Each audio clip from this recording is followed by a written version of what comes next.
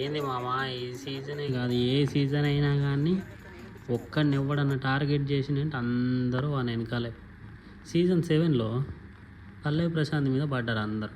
నువ్వు ఇట్లా, నువ్వు అట్లా, నువ్వు అలా చేస్తున్నావు, ఇలా చేస్తున్నావు. ఈ సీజన్లో నాకెందుకో మణికంఠ మీద పడ్డట్టు అనిపిస్తుంది.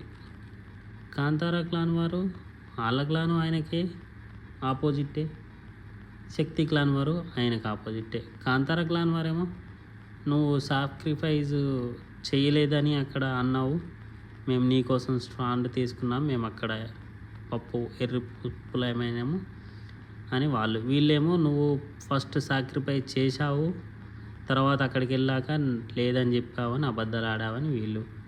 అసలు విషయం ఏంటంటే బిగ్ బాస్ క్లియర్గా అనౌన్స్ చేశాడు అందరు డిస్కషన్ చేసుకోండి. తర్వాత సాక్రిఫైస్ అనే పదం ఎడికెళ్ళి వస్తుందబ్బా. వీళ్ళు అతనికేమో డిఫెండ్ చేసుకోవడం రావట్లేదు.